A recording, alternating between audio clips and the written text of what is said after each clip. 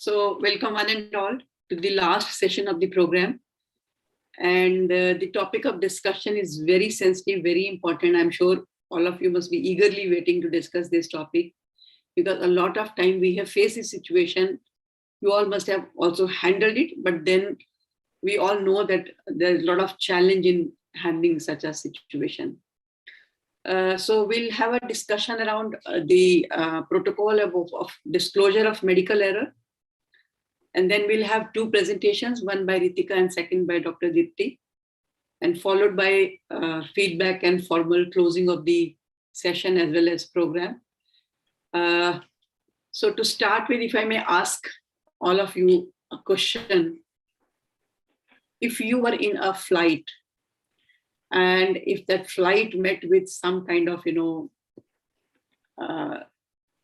near miss kind of a crash, you or some team members or some other, passengers were injured, not very severely, but then you were affected by it.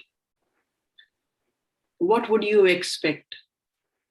Who would you like to tell you about what exactly happened? And then when it should be done, if I may ask you.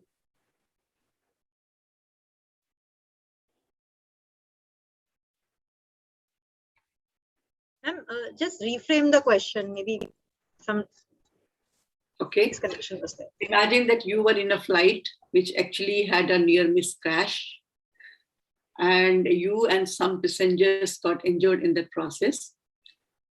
After you land, whom do you want to tell you? Do you really want to know about what exactly happened? But that's the first question. Second is, if yes, then whom you would want to brief you about, and what, when? That's another important question. So tell me your thoughts about it. Dr. Gaurang has raised his hand, and Ramya says yes from the pilot as soon as possible. Maybe from the concerned captain crew, ma'am. Captain, yes. I think that's what you're saying. Absolutely. Dr. Gaurang, you want to say something? Yes, ma'am. With regards to the first question, yes, I would. I think it's my right to know where people have gone wrong, owing to which there has been an issue. So I need an explanation. Second question with regard to who is the right person to answer. I believe primarily the captain or the chief of all the cabin crew, or the attending air hostess or whoever they are, the cabin crew, the head of them, or the captain. But considering there are situations, there's always an element of vicarious liability. If it's going to be a delayed explanation, then I'm sorry, Pooja ma'am, if it's low. Is it better now? It's coming very low. I don't know. To me only, for everybody else. No, I think for us it is fine. For me, it's fine. No. So maybe you need to check your audio setting. No, it's not. Very difficult to hear. Difficult. Yeah. Is it? Okay. To comprehend rather. Is it better now? Yeah, this is better. Yeah, sorry, I was on Bluetooth. I was saying, yeah, I demand an explanation and I feel I should get it. Second question, yeah, from the captain, if it's going to be an emergency, immediate explanation that I demand. Then from the captain or the cabin crew, or otherwise if it's a delayed explanation, considering elements of vicarious liability and also the fact that we need to give them some time to actually think or evaluate or introspect where they've gone wrong. Then probably from the head of their operations or head of their the concerned thing. And with regards to time, I believe the sooner the better. The more information delayed is information denied. Absolutely.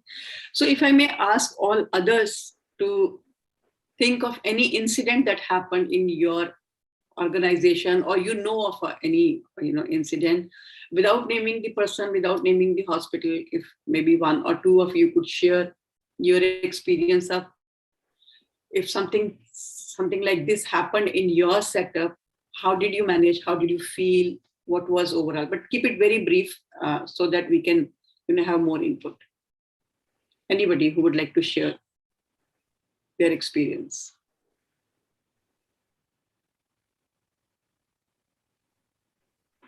Yeah, I Yes. have incidents. So Dr. Monica and Dr. Ela. Dr. Ela, you also have an experience to share? I have an incident to share, yes. Okay, so let Dr. Monica speak first and then after her. Go ahead, Dr. Monica. Yeah.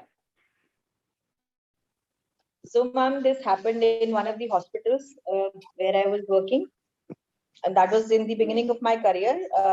One of the patient, she expired because of the nurse gave her the chemo and she did not see her TLCs, which was very low. She did not see, and in fact, I was the quality manager that time, and I also got to know about the incident like after many days, like after a week or so. And that incident was like, it was, I don't know, it was hidden between the it was discussed between the nurses and it went to the director of the hospital. But me being the quality manager and the administrator also, they did not know anything about it. But later on, like after 10 days, we got to know that something of this sort happened, but it was, dealt in some kind of a very low manner. Yeah. So this was So what nowhere they had happened. to inform the family. No family member asked about the incident. They didn't have any No, suspicion or doubt. ma'am, because they did not have the understanding कि अगर TLC low है, you should not start the chemo. So उनको लगा कि anyhow she was almost she was going to die within a month or so. The doctors had already explained the prognosis, but still, as like the clinical protocol says, that should not start the chemo if the TLCs are low. But I think they did not see the reports or whatever. In fact, we could not know कि कौन सी nurse थी, but it happened in the hospital, ma'am. But this discretion is with the doctor or with the nurse to decide whether the chemo should be given or not? Ma'am, discretion. It is a universal protocol, ma'am. It is a universal protocol. No, I mean, I am not saying whom to blame or not. I'm not trying to find fault. But what I think the instruction to give chemo, and also when the chemo is started, is the resident who's always there to start the chemo. And the prerequisite, I think, have to be fulfilled probably either by both of them or the resident who's going to start the chemo. But of course, we'll not go into those discussions and we'll be digressing from the issue. But I understand and I agree with you. If we can cover, we cover it. Let's be honest about it. I think that's what we do normally. The approach is if we can cover it, we cover it. And we know most of the errors are covered as complications. Let's be very, very honest in this room that that's the reality of what we are seeing. Thank you for sharing that. उसमें acceptance नहीं था ma'am, मतलब हम लोगों को भी ये था कि ठीक है, anyhow she was going to die, but उसमें बहुत कुछ है, उसमें we can't go into the discussion of that case because उसमें तो पहले तो की रिस्पॉन्सिबिलिटी ही डिसाइडेड नहीं है ना, क्लैरिटी नहीं है कि किसको क्या करना है, कीमो शुरू करने से पहले क्या क्या चीजें देखनी है, have we given in black and white to the doctor, to the nurse, then we can get into that. But it's okay. I think the idea is to see how errors get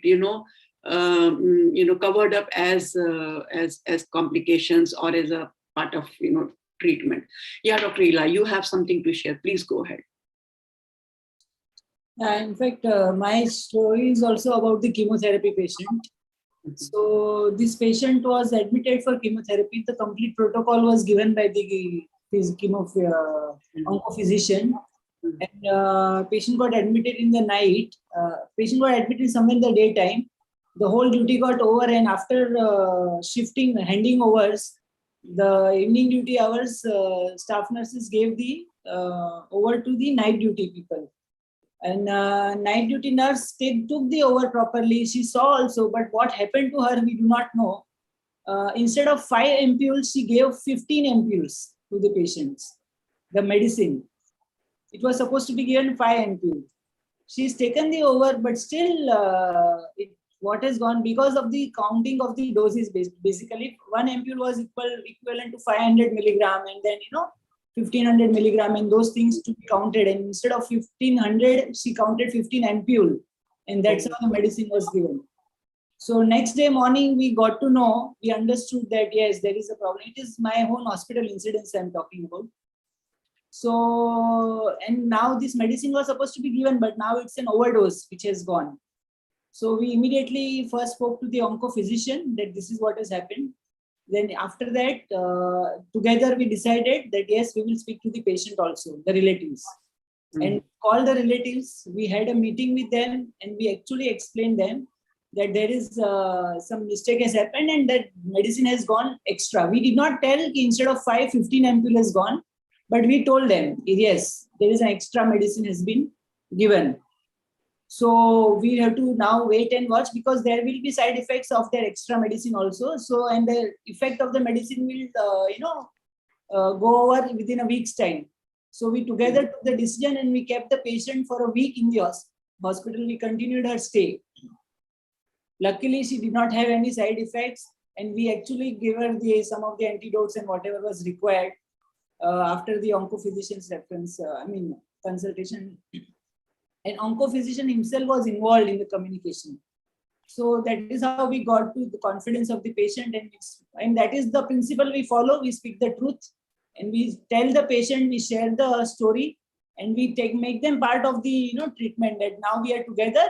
We are here for the patient and we will see how can we, best give her the best whatever is possible now. So this is how we handle, and it was very nice. So now we have 2 examples right in front of us. And did the family fight with you or argue or become aggressive? No, in fact, they did not.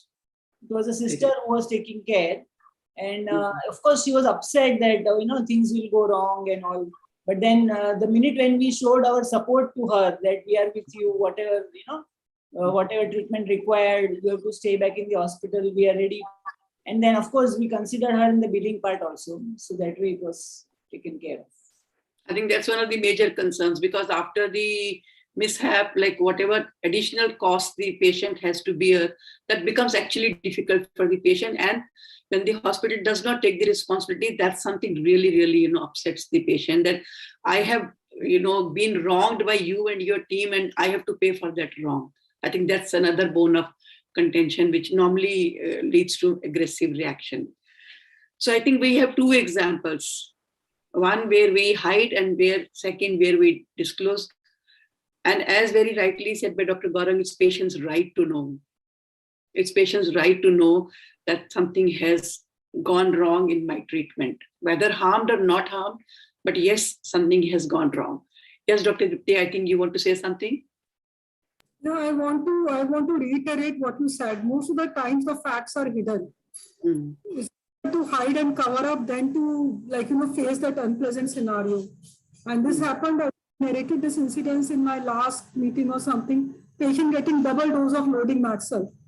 So this from obviously we get patients from poor background in my setup, and this lady had eclampsia. So already she was bad. So what happens in our casualty? Usually we don't give medications unless it's absolutely necessary. The doctor examines and patient is shifted to the labor room where all medications are given. But since this lady was of eclampsia and magnesium sulfate should be given as soon as possible, so the doctor in casualty wrote down magnesium sulfate loading dose, and the sister gave it. And what happens in our system is whatever doctor writes, if the sister takes it, we know that it has been given. So she did not take it. So the patient is shifted just in the adjacent ward only to the labor ward. And there the doctor saw that it is written, it is not picked, so it's not given. And she casually directs SR didn't even write. She said, and first year directed the SR passes order for first year PP, first year plus sister, and a loading dose is given. 2 hours, within 2 hours, patient had a severe respiratory suppression and she had to be intubated. We did an emergency section. She was shifted to ICU. And this error was discovered a couple of days later because we just couldn't work out why she had such a severe respiratory depression. This is not how the eclampsia would behave.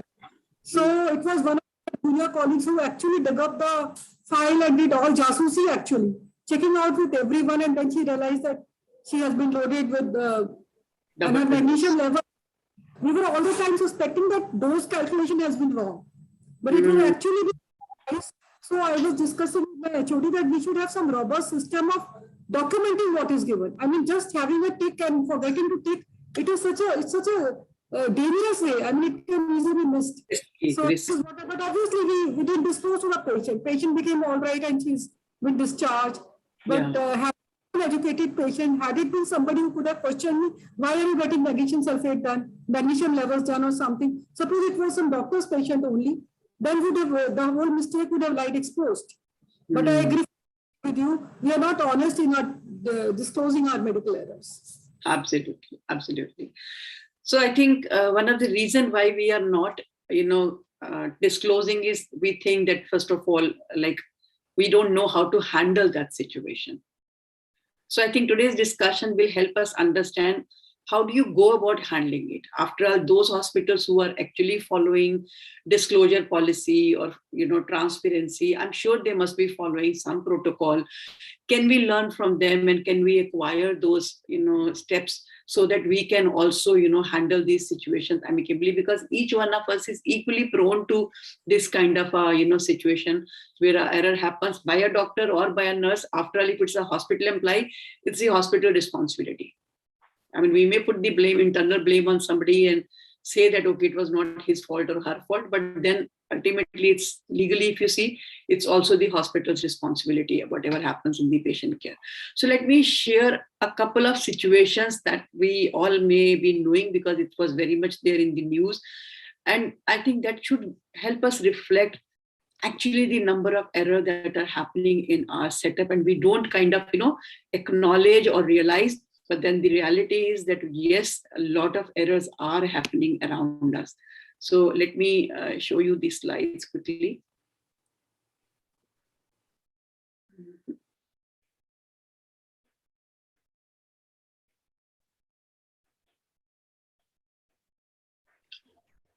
Okay, so I think when things go wrong, you really require, a lot of courage, confidence, and ways to deal with it. I mean, just by your gut feeling, you cannot handle such situation.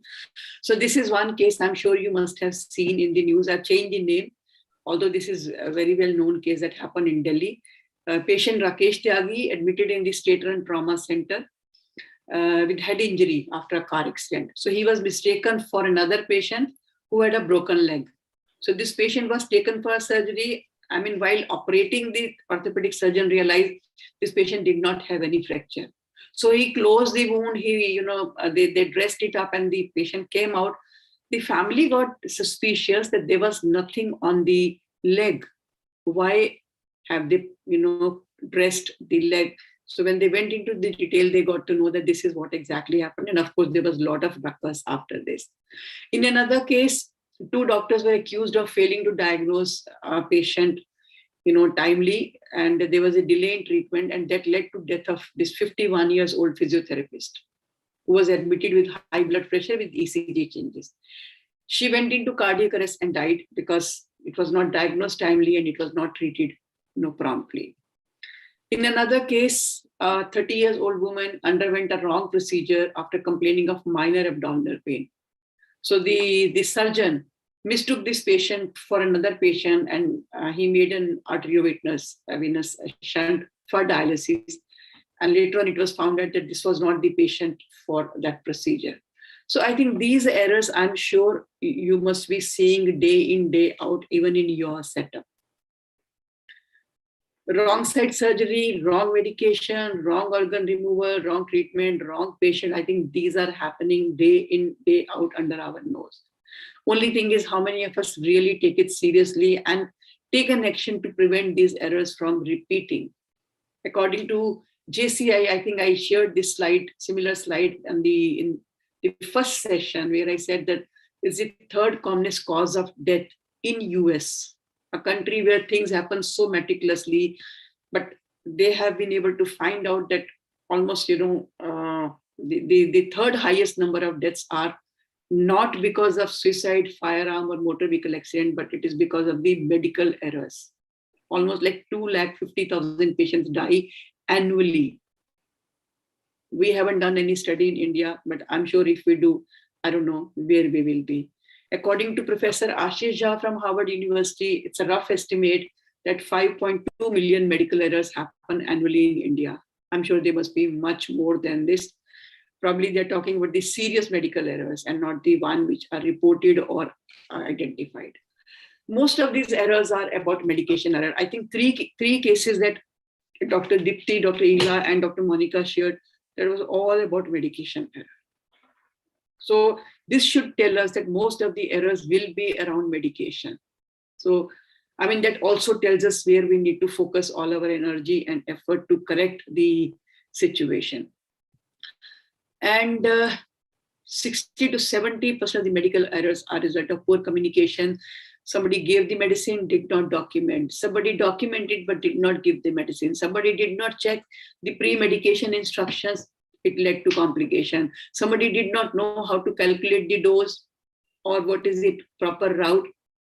I mean, it all led to different kind of errors in patient care. So we all know that most of the errors are because of communication failure or communication gaps. So quickly, to understand a couple of definitions for everybody's understanding, what is a medical error? If I may ask you, what is your understanding of medical error? If you could write in the chat box, that would be really nice. What is your understanding of medical error? I'm not looking for exact definition, but what exactly we mean by a medical error.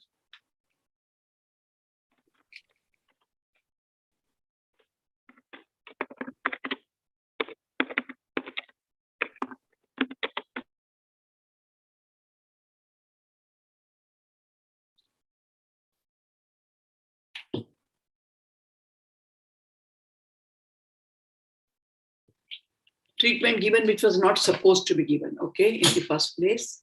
Then inadvertent wrong intervention, understandable. Error during treatment, absolutely. Wrong prescription, wrong dose, wrong administration, understandable. Any action that goes against the plan of care, an act of commission or omission, absolutely. I think that's the holistic kind of a definition. Something that is induced or caused by a doctor judgment or wrong intervention, absolutely. Incomplete diagnosis, yes, that's a very, very common reason for medical error, when we fail to make the right diagnosis. So briefly, to understand, the medical error is failure to complete an action as intended, or the use of a wrong treatment plan to achieve an aim. It may or may not harm the patient. It may or may not result in adverse outcome, but medical error is a medical error. So if I may ask you, the difference between medical error and complication. If you want, you can unmute and say, or you can, write in the chat box. Difference between medical error and negligence, absolutely, Banrekha, that's also okay. Deviation from the standards, absolutely. The protocols, if they are not met, that's a medical error. So difference between medical error and complication. Complication can be side effect often because of wrong medications, ma'am. Where you accept some sort of adverse effects, that is a complication. Okay. But medical error, that is not going to result in any of the adverse effects. No, medical error can. See, outcome is something that you are expecting. Adverse outcome can be a result of a medical error or because of a complication. Okay. I want to say something. Sure. A complication can arise even from the correct treatment plan. But absolutely. A medical error is not a treatment plan at all. Absolutely, absolutely. I think that's a major difference between medical error and complication. A complication is something that is probably expected as part of the treatment. That's one of the possibilities. We have documented evidences to showcase that this is one of the risk factor or possibilities that are associated with the treatment protocol. So that means, in spite of all the care, the patient may have that outcome. That's because that's one of the possible complications. So an unwanted result, worsening the improvement of patient as a result of either course of disease or due to a result of error in treatment. So no, Dr. Birinder, it is not error in treatment. If it is error in treatment, then complication is a complication, but then that's a medical error. Primarily, it's a medical error leading to the complication. But a complication is not an error to start with. The difference that we need to understand. Yeah. But yeah, definitely the outcome will not be as expected because of the complication that the patient has experienced. Yeah, we have one more answer. Medical errors may occur prior and can be corrected to some. Yeah, of course, we know that we would be taking some corrective action and preventive action. But even if you have been able to correct the error has happened. So what is unanticipated outcome? What is unanticipated outcome? Unexpected, which I have not expected, ma'am. Okay. Any other understanding? Thank you. That's good. But any other understanding? Not the normal course. It need not essentially be an error. It was just unexpected. Could be some bizarre complication which nobody's aware of, or something that's rare. So it not necessarily should be an error. Just that it did not follow normal natural course. Absolutely. So whatever outcome you were expecting, we didn't end up getting that. So it was significantly different from what we were anticipating. So, and it may not be because of any error by anyone. It may be just how the body or the patient, responded to the treatment. Omission, I think we all know, anything that is left undone or neglect of duty. That's part of medical error. Any omission or commission that was not part of the protocol are all part of medical errors. So these are just a couple of definitions I thought that we all must be clear about, so that when we talk about complication, medical error, we should be very clear what we are talking about. Yes, Dr. Dipti, you wish to say something. Please go ahead. Yeah, I want to say, like the case I just discussed. So it was the respiratory depression was an unanticipated outcome. Absolutely. Because of medical error. So that itself probably... After seeing so many cases, we won't expect why suddenly within an hour she is getting such a profound respiratory depression. So this was an unanticipated outcome which we were struggling to find out the cause for, and it was only 2 days later that we discovered it was because of that. So it turned out to be because of medical error, but all unanticipated outcome may not be because of that. Absolutely, I completely agree. Absolutely agree. So, any questions about it? Anybody who has any doubt or any clarification to make about this? Because we need to have clarity on this when we are talking about errors and complications, because complication is something that's possible part of the treatment. Okay, so certain studies that have given us a very beautiful insight into how patient and the physician or the clinician sees the same thing. For example, if we talk about the definition of error, the patient's definition of error is very broad. Anything that has gone wrong is an error, whether committed by you or not committed by you. So for them, it's an error. So it even includes non-preventable events, something that's possibly likely to happen, even that's considered as an error by the patient. So see, that must tell us that how they kind of view the patient's treatment or recovery. Any poor quality in service, poor communication, poor services, all that is also seen as error by the patient. Whereas the physician's definition of error is very narrow. Only deviation from the accepted standard of care is called error according to the physician's understanding of what do we mean by error. Then what is the extent of disclosure desired? If we talk about the patient's expectation, they expect all errors that can cause harm, including even near misses.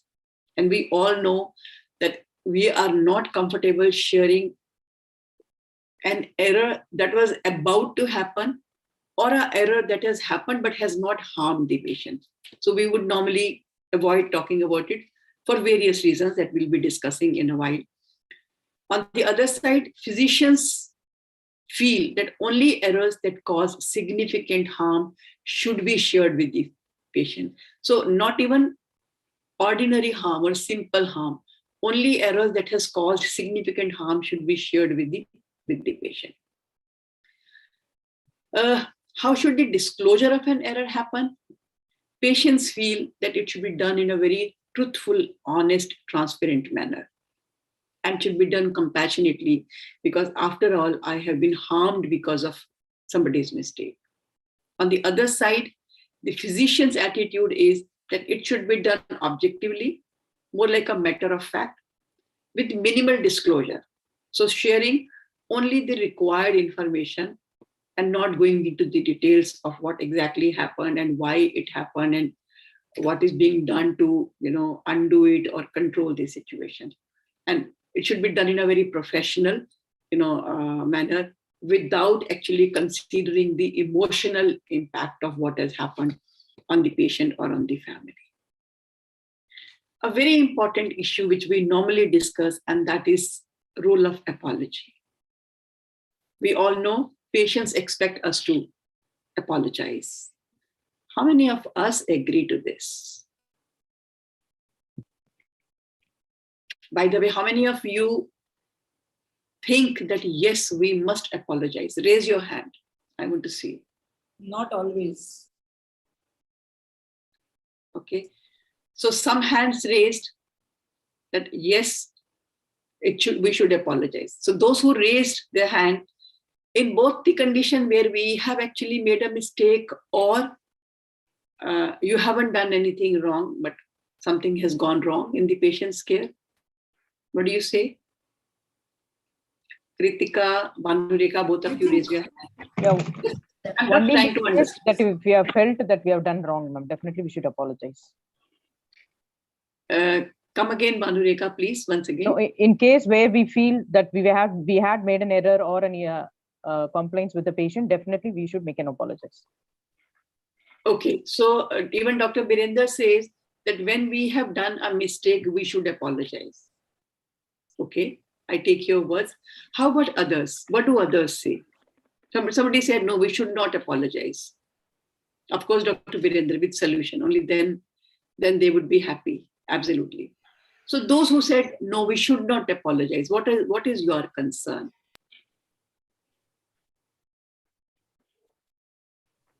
Now, if it is anticipated and we've already communicated that these side effects might happen, and then if it is a minor adverse effect or a minor side effect, then I don't think so there's a need, because we've already communicated. So again, Monica, very nice, but you are speaking the language that I just now showed you in this slide. And this is how most of the clinicians think. I've already explained to you. I told you that this is one of the possibilities. So, I mean, unfortunately, this has happened with you, but then that's not my mistake.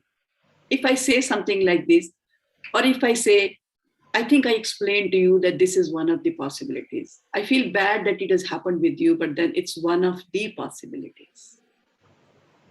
I feel bad. I'm sorry that this has happened to you. Monica, what would you prefer, the second version or the first version? Ma'am, apologies with a softer tone, but obviously reinforcing that it was already informed. That's what we are saying. Apology does not mean that I have made a mistake. So when I say, I am sorry I have done this to you, that means I'm taking the responsibility. So maybe we are scared to take that responsibility unless we are very sure that this harm has happened because of me. But if something goes wrong in the care, even by any one of my team members, and if I say, I'm sorry this has happened to you, you think that will make some kind of, bring some comfort to the patient, that at least somebody is feeling sorry for what has happened with me? Yes, doctor, you want to say something? Yeah, I want to say, because I will again quote another example of that neonatal death. So that patient came to us, baby was borderline survival. But what I like to say, there can be shades of apology. When I know that there has been an error, and it is, one is a patient has come to you with some hope that this, and you also were hopeful to some extent that she will go back with the baby. Now the baby has developed sepsis, most likely hospital acquired. So, but the very fact that they came with some hope and I was not able to deliver what they came with me and what I expected I would do, that is also, I think, a shade of apology. So maybe I said that I'm sorry, I'm very sorry with what the outcome has been. We're hoping that the baby we will be able to save, but as you understand, this was a 31-weeker baby, and plus there were other problems, and the sepsis set in, which was beyond our control, and hence we lost. But I'm very sorry. So this is also an apology. So I would rather put it as shades of apology. Absolutely, absolutely. I think you're making it more clear and understandable. That when first of all communicating with the patient, connecting with the patient, looking at things from their point of view, understanding their concerns, and then when you make a mention, and also when you are able to say that the baby was 31 weeks, so as it is, the chances of survival were very poor, and we had all the possibilities of preterm complication. And then, but I still feel sorry for you. So that means that goes as though that what has happened with you is, I understand, it's not easy to take. I think that's the approach what we are looking for. Dr. Banureka, do you have something to say about it? No, ma'am. I think you, okay. And somebody else also. Namrata, you rose your hand. Yes, ma'am. Camera is not on. Yeah. Ma'am, I don't know why I'm not. It's I have switched it. Okay, now. Yeah. It's on. Yeah. So, ma'am, I just wanted to say that being from patient care services, many a times we do get patients actually where it's not our fault. But there, the thing which we start, the pitch for the starting those communication is, I'm sorry for the inconvenience caused to you. But ma'am, sir, this was the situation, and hence this was the the result of that thing. But yes, still we are sorry for the inconvenience which was caused to you. So we make it very clear we are sorry for this, but yes, this happened because of this. So we are. So that means you are not sorry for causing this, but yes, you are sorry for what you experienced. Yes. So even that helps. Even that helps to lighten the pain or the suffering. Dr. Gaurang, any point you wish to add here? Yes, ma'am. Like I primarily feel, as Namrata ma'am just pointed out, that even if it's a casual conversation within our friends, for example, let's say if somebody says, "I'm going through this trouble," I think the first thing that we'd say is, "I'm so sorry you had to go through this." Yeah, absolutely. Like Absolutely. it's just out of humanity, or I don't know. I'm not getting the right adjective to phrase it, but I think just empathizing with the person. Absolutely. So what we exactly are trying to talk is that apology not for we being the cause of the problem, but you being the sufferer of the situation. And we are going to talk about it in a while, in little more length in a minute. So another question, when to have the conversation? The patient's attitude is as soon as possible. That means immediately. Whereas the physician thinks that when I have all the facts, I think that's the time I would like to speak to the patient and the family. Now, what happens when something has gone wrong? Family knows that this has gone wrong or something has happened, and you are saying, I still do not know. How do you think the family will take that? And how are they going to view this, if I may ask you? If you say that, sorry, I don't have complete information, I will get back to you once I know everything. How do you think the patient's family or the patient will look at it? Yes, Ritika. They'll ask for a more senior doctor to come and talk to them. They'll think you're incompetent. Absolutely. Even that's one of the ways that they may say. Any other answer? I think Dr. Gaurang wants to say something. Dr. Birender has also written something. They perceive it as lack of transparency. Absolutely. I think that's what is, they're feeling that we are trying to cover up. We are trying to, make sure that everything becomes, better to put forth, to show them. So that is seen more as a cover up. Dr. Gaurang, you have a point to add here? They actually see it as your negligent behavior. They don't see, they feel that you're being irresponsible here. You're not taking. And they may also see it as insensitivity on our part, that we are not, respecting the seriousness of the situation or not responding to the seriousness of situation. Ramya says they will feel very bad and think that you are not interested in them or negligent. Absolutely. So that means they will feel that we are, being insensitive to their condition. So my question to you is, what do you think patients expect? If you can write in the chat box. What do you think the patients expect?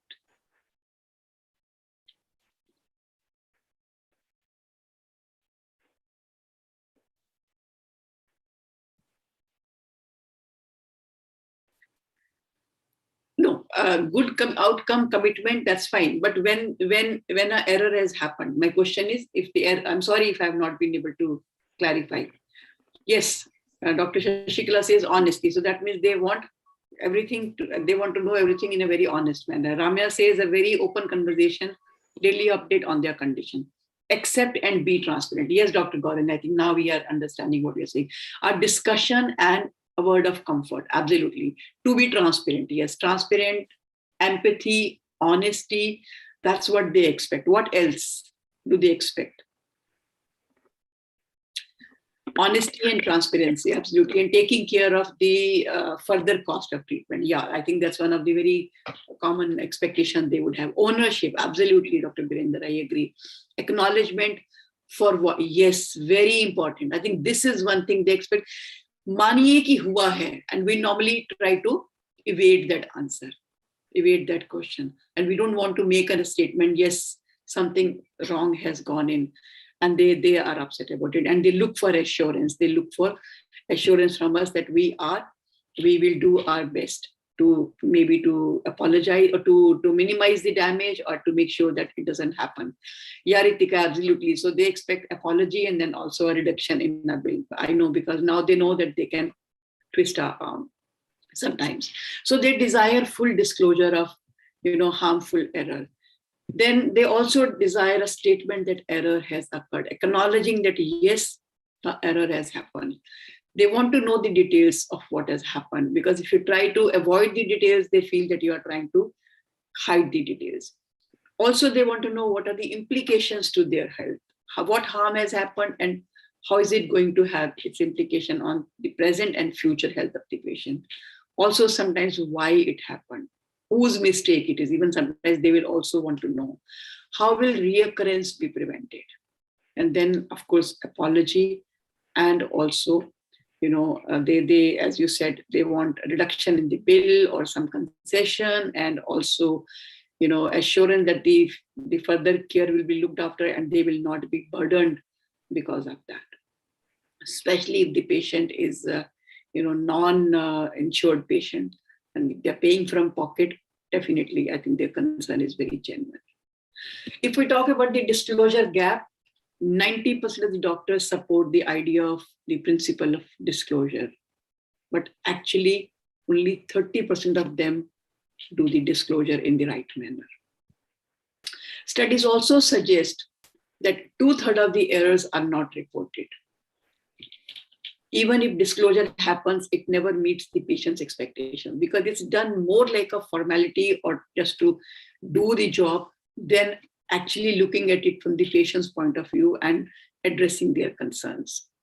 Trainees often do not learn to disclose. So as a result, they do not know what is the right way of disclosing. So each one of us would do it in our own way, but in our own understanding. So we have talked about experience, and you have shared your experience, so we'll not spend more time on it. A quick role play. Actually, right, in the main area, like I'm not going to take you to the breakout rooms, but we'll do it right here. So if that case of that patient Rakesh Tyagi, who was operated, who actually had head injury and some minor abrasions on the body, but had nothing of a fracture or any kind, but then he was taken to the OT, mistaken for another patient. He was operated upon, and then they realized there was no fracture. And they covered and they did the dressing and sent back the patient. For example, if you were the doctor on duty, you were the consultant who operated, and if you had to explain this to the family, will anybody volunteer to be the doctor on duty or the consultant who did this surgery?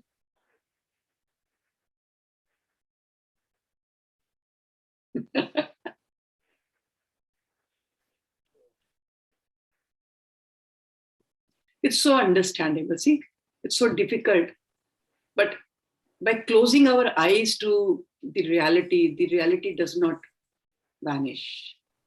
And each one of us has to face it. like this. This is worse than Breaking Bad. Sorry, This is worse than Breaking Bad news. This is worse than Breaking Bad. Absolutely. In Breaking Bad news, you can say I tried my best. Here, there was no need to operate the foot. So what do you say here? Yeah. So who would like to try?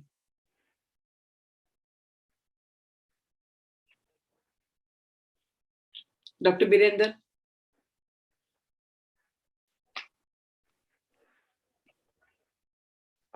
Good evening, ma'am. I usually have the practice of management running to support a doctor. So I have to, yeah. So yeah, if I was in the place and if this had happened. So we'll do a quick role play. Yeah. Rather than we discussing it. So you be the doctor, even if you say that, okay, I'm not the doctor who did it, although a patient family would prefer the consultant who operated.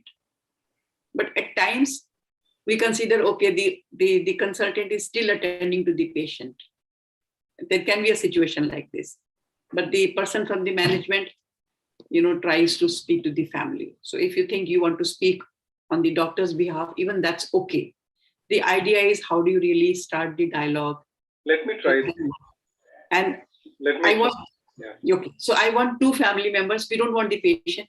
I want two family members, but two family members who would exactly play the role of the patient's family. If something like this happens to your family member, how would you react? Not like, okay, doctor sahab, theek hai, sab badhiya, but how would you really feel and react to it? I think Dr. Ela is ready to do one attendant. I need one more attendant.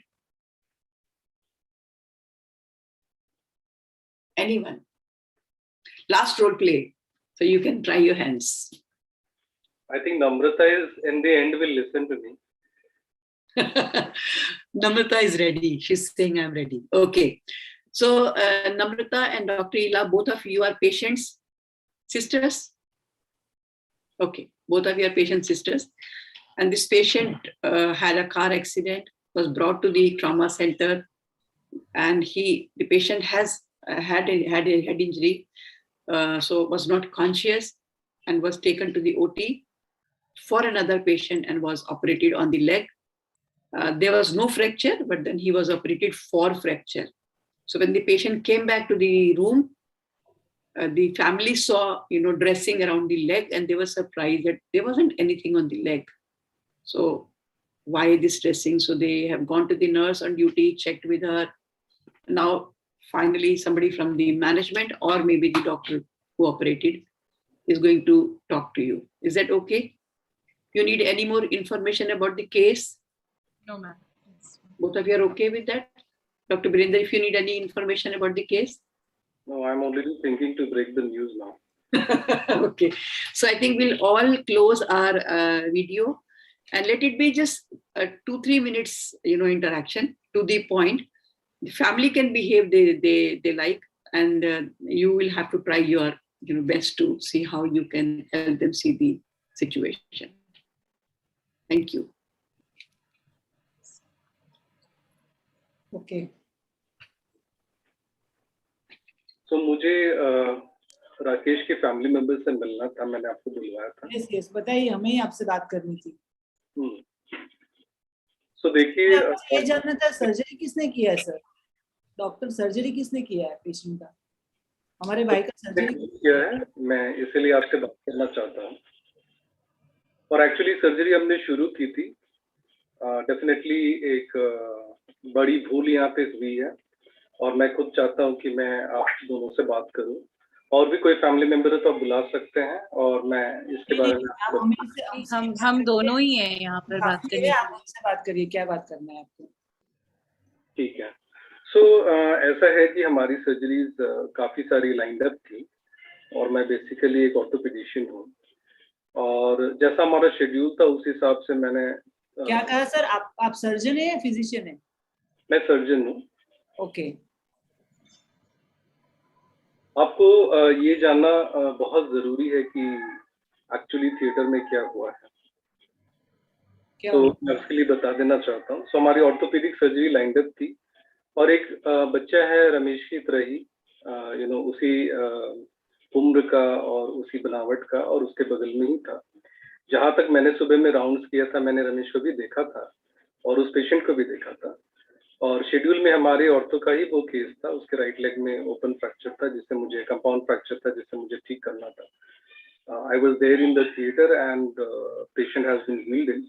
X ray भी हमारा लगा हुआ था। अब ये किस तरह हुआ, मैं भी बहुत ज्यादा शॉक्ड हूँ और ये बहुत ही तकलीफ की बात है, पर मैं आपको बताना चाहता हूँ कि मुझे वूंड तो नहीं था, लेकिन मुझे कट ओपन करना पड़ा बिकॉज ये ओपन फ्रैक्चर नहीं था, क्लोज्ड कम्युनिकेटेड फ्रैक्चर था, और लिहाजा मैं समझ नहीं पाया।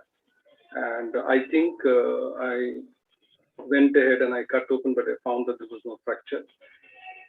So this is, I'm really sorry for that. मतलब आप लोगों ने किया क्या है उनके साथ, उनके पैर के साथ, जो कि बिल्कुल जहाँ पे चोट नहीं थी, आपने अगर खोला वहां पर, तो आप लोग आगे कैसे बढ़े?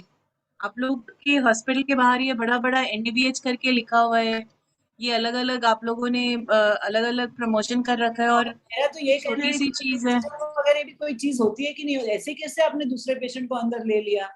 मतलब आपका कोई एक पेशेंट बात नहीं कर पा रहा है तो एक सिस्टम चेक तो होना चाहिए ना, कि किसको अंदर लेना है, कौन से पैर पे ऑपरेट करना है, हेड पे करना है, पैर में करना है, हाथ में करना है।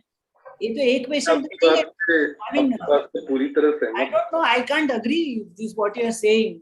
This must be, आप यही करते होंगे हॉस्पिटल में, इस तरह का पता नहीं कितने सारे ऐसे माल प्रैक्टिस चलते रहते होंगे।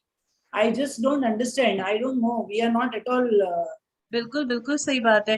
पहली बात तो ये जो सही पैर है उसको आप कैसे ऑपरेट कर सकते हो? आप तो डॉक्टर हो, इतने सीनियर डॉक्टर हो, आप कोई और सही ऑपरेशन चीज के पहले एक सिस्टम भी होता है हमारे सही बात बाकी है। हॉस्पिटल में भी हमने सुना हुआ है कि डॉक्टर वगैरह सब मिलके एक चेक होता है, पेशेंट का नाम वगैरह कंफर्म करते हैं, वेरीफाई, कुछ तो होता होगा ना आप लोगों का ऐसे। एक नाम के पेशेंट तो ऑफ कोर्स मिलने वाले हैं, but you can't tell us कि I am sorry. What do you mean by sorry? No, we are really sorry about it because कहीं ना कहीं से मिस हुआ है, और इस पूरे प्रोसेस में जो सर्जिकल सेफ्टी फॉलो होनी थी, पेशेंट आइडेंटिफिकेशन, साइट आइडेंटिफिकेशन की, ये एक मिस हुआ है, उसी का नतीजा है। और डेफिनेटली हम सभी बहुत ज्यादा बिजी भी थे। मैं जानता हूँ ये कोई एक्सक्यूज नहीं हो सकता। नहीं डॉक्टर साहब, आप एक्सक्यूज बोल रहे हो, सॉरी बोल रहे हो, लेकिन जो इनका पैर सही था उस पे आपने ऑपरेशन कर दिया, चीरा लगा दिया। अब वो क्या मेरा भाई वैसे नॉर्मली उस पैर से चल पाएगा ठीक से? जो आपने चीरा लगाया है, बैंडेज लगाया है, जहाँ चोट लगी थी वहां तो आप लोगों ने कुछ किया ही नहीं, वो तो वही वैसा का वैसा है। उसकी हेड इंजरी जो है ना, वो देखो कैसा है कि वो एक ब्लंट ट्रॉमा है और उसे सर्जरी और इवैक्यूएशन की कोई जरूरत नहीं है। अब्रेजन्स हैं और वो अपने आप हील होंगे मेडिकेशंस के द्वारा। तो फिर आप लोगों ने ऑपरेशन की बात क्यों की थी अगर उसको ऑपरेशन की जरूरत नहीं थी? तो अभी आप कह रहे हैं उसकी जरूरत नहीं है। कि जब मैंने दोबारा देखा तो ऑर्थोपेडिक सर्जन हूँ, मेरे हिसाब से ये व्यू है, मुझे न्यूरो सर्जन से भी कनेक्ट करना पड़ेगा।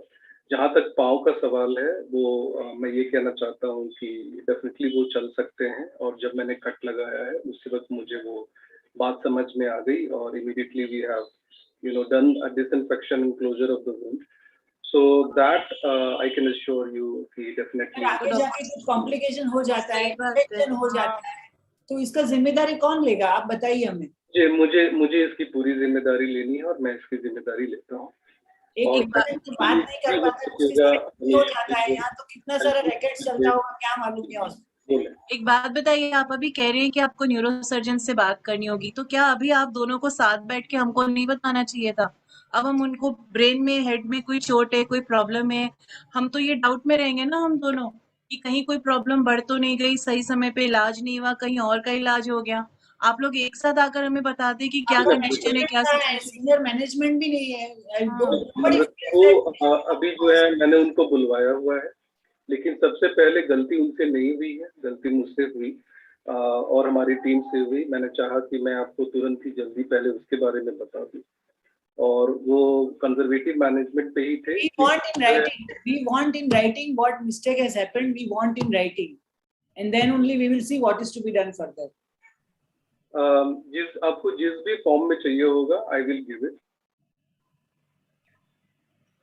But I will also, want the team to talk to you. So जैसा नम्रता ने भी बताया, मैं न्यूरो सर्जन से भी बात करी। और पहले मैं ये आपको ये कहूँ कि जो भी हुआ उसकी जिम्मेदारी मैं लेता हूँ, लेकिन पहले रमेश को देखा जाए कि अभी मुझे रमेश के लिए क्या करना है। हम सभी को थोड़ा सा मुझे उसके लिए वक्त दीजिए कि मैं उसकी ड्रेसिंग वगैरह ठीक से देख के उसको, वो तो जो है खुद भी परेशान होगा, मुझे उससे भी बात करनी है।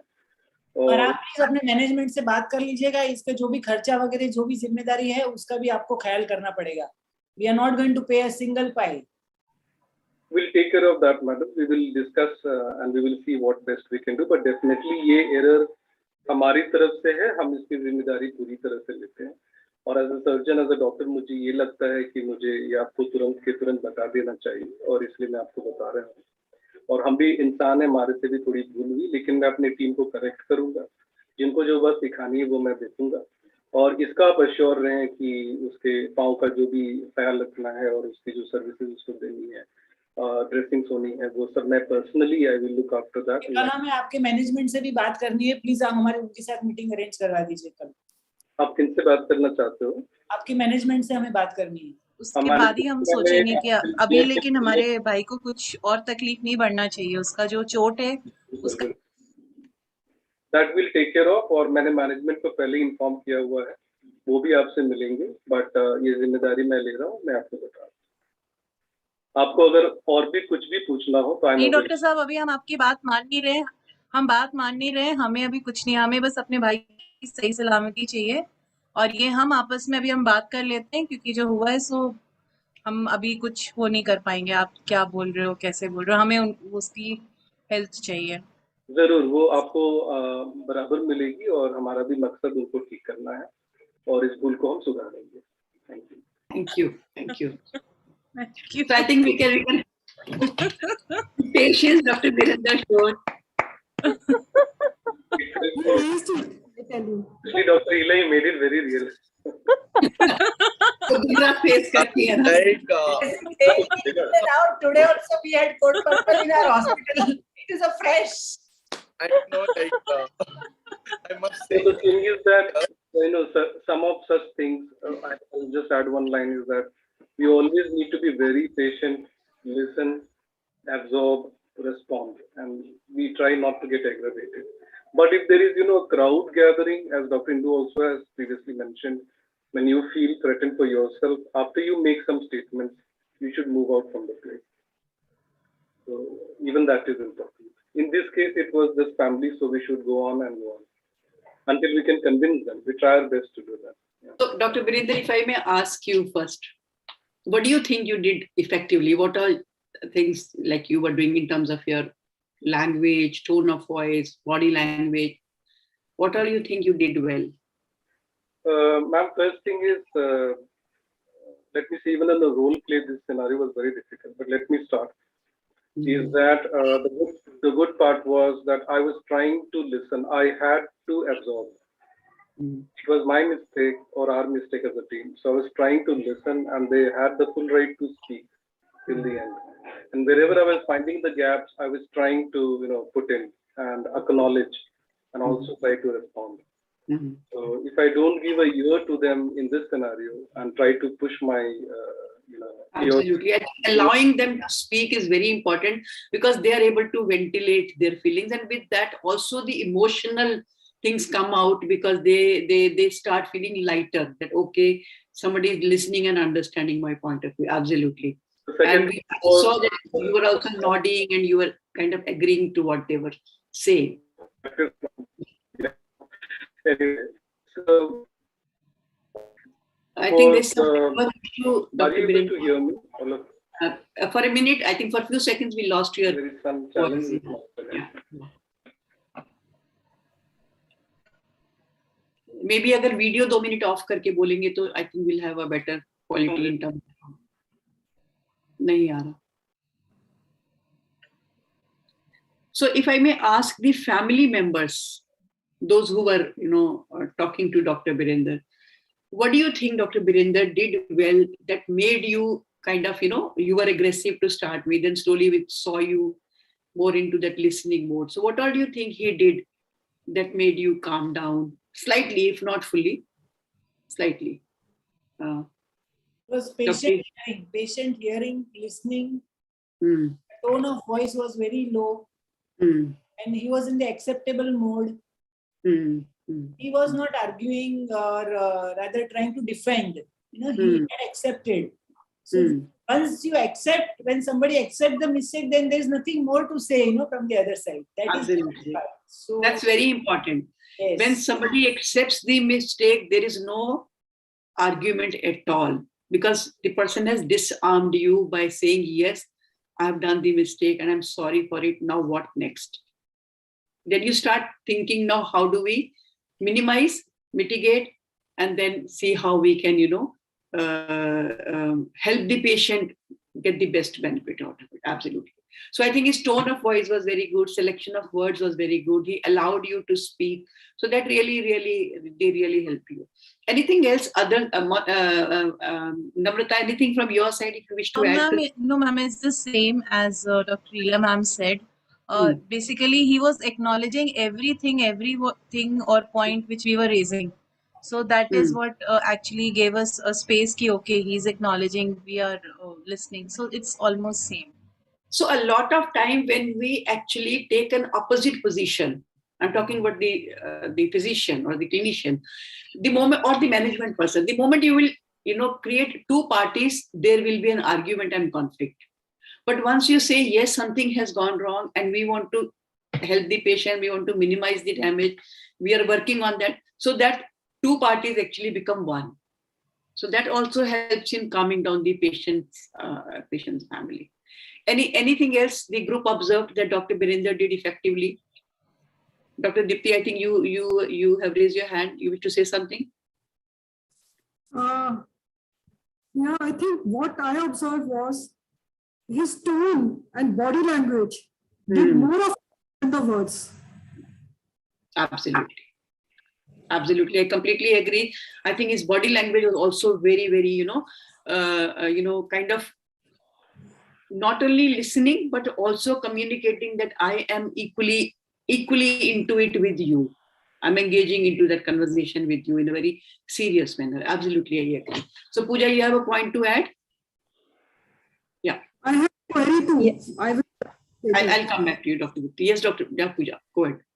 Yeah, ma'am. The way sir was talking, the assurance that he was giving constantly to the patient's family, and he was showing his concerns towards the patient. Even when they were arguing, they were saying some things. No, he was just saying, no, I have to focus more on him now, to see how he's doing and all that thing. Yeah. So the sense of the protectiveness that the family was getting, that somebody is concerned about, even though mistake has been made, but he is concerned.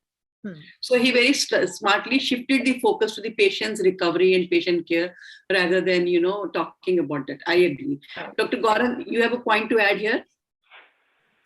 Yes, ma'am. I think I agree with Deepti, ma'am, that Sir's tone and body language was extremely convincing, and moreover, he was ready to take onus. From the conversation, it was very evident that he was taking ownership for it. But it's not a negative point, but when I didn't know, this was my observation, that initially he said we had another patient, it was a closed comminuted fracture, we still had taken x-ray, and when he was saying this in the initial mode, there are some people who might not understand it, and some people might actually consider it as him being defensive.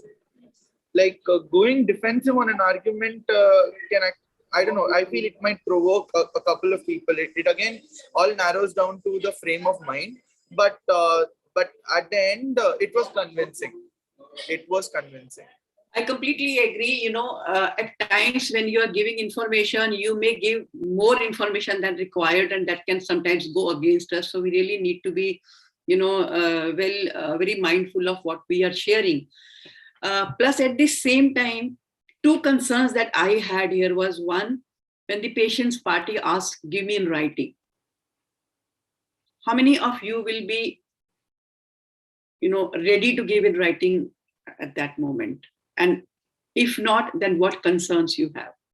And what is the other way we can deal with it? But I can take only one or two answers because we are just...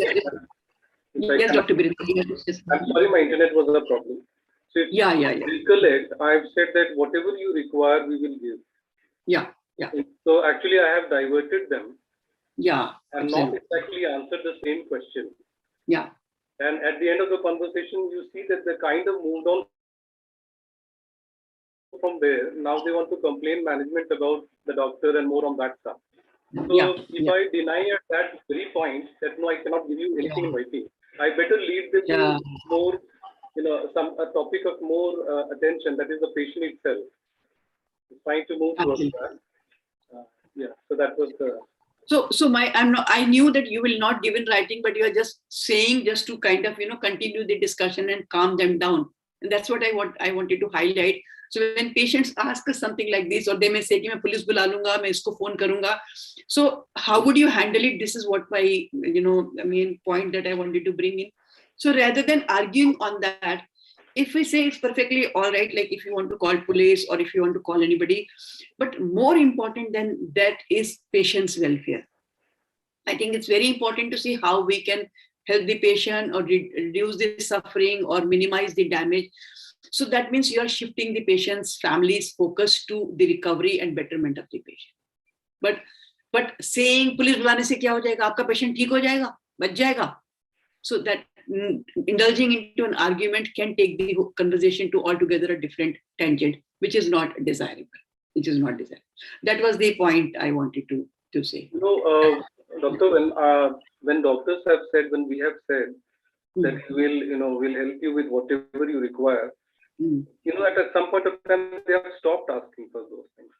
But whenever we say that we cannot do this, no, for this you have to go because that becomes again a conflict. And then we will give you, then it really goes. No, absolutely. Absolutely. Just wanted to share. Now, again, the compensation part, or at least the expenditure part, again, a lot of hospitals have a wrong policy of asking the patient to pay. Right. I think this is on one point we all have to agree.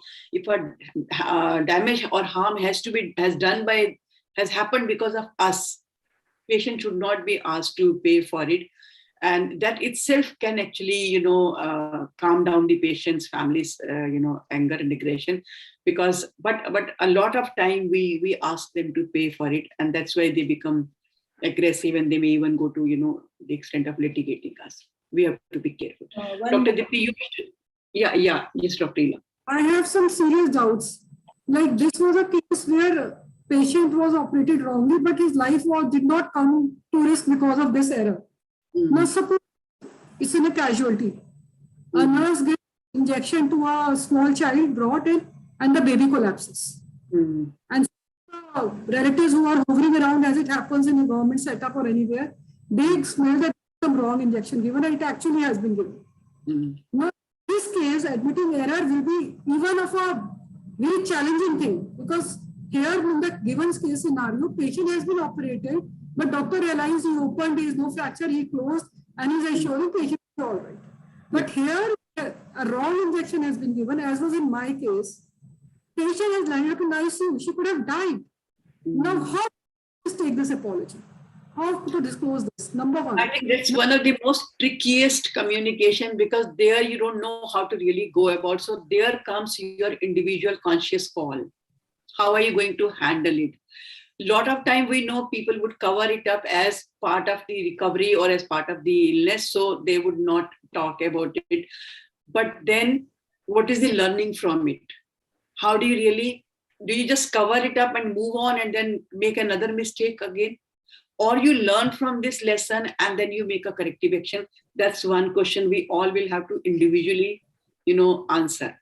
Second question that I want to ask you is, sometimes when you don't disclose something like this, but any one of your team members go and tell this information with the family and others, then again, you will have to face the music. So it's again your call whether you want to, and of course, the colleague may or may not disclose. पर यहाँ तो आप खुद जाके कह रहे हो जी हाँ जी गलत दवाई लगी और बहुत बारी आपका हाउसकीपिंग स्टाफ जाके बोल सकता है, आपकी नर्स जाके बोल सकती है, आपका कोई और टीम मेंबर बोल सकता है. मतलब I'm just giving you the possibilities. I may not be able to give you 100% answer to every question, so you will have to individually look at the situation.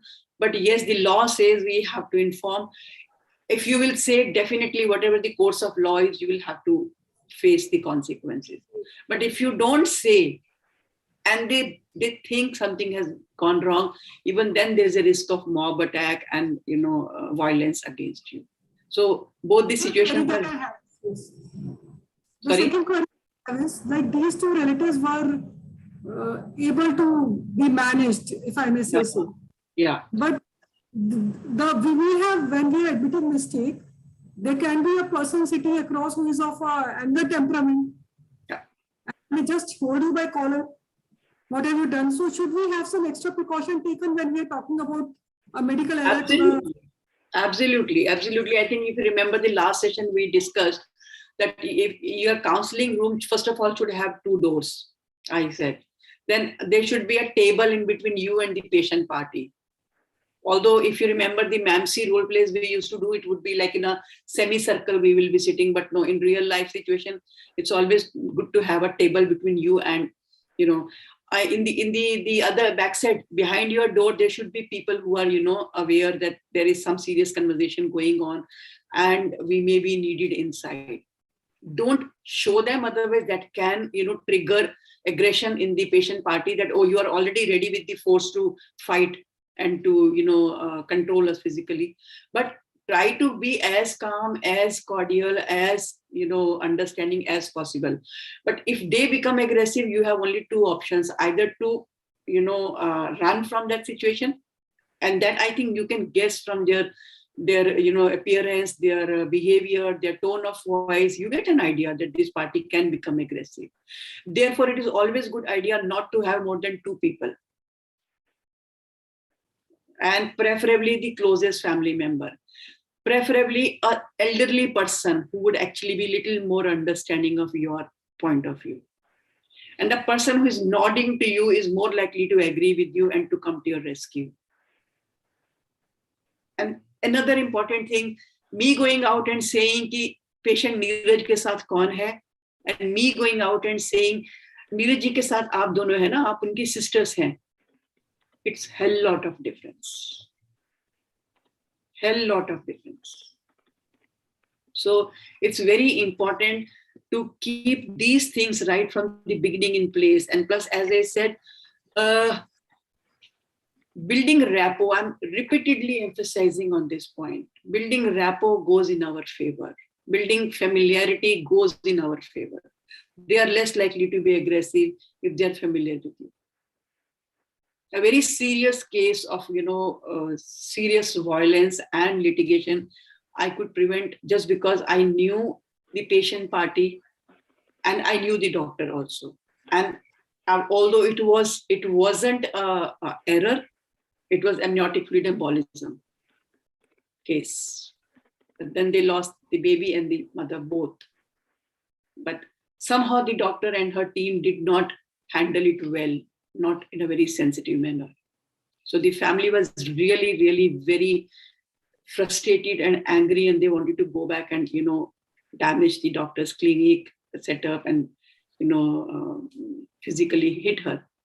But then because there was a person in between who could communicate and help them see, our focus is not to, harm the doctor or do something, but let's see how we can save the patient or look after the patient.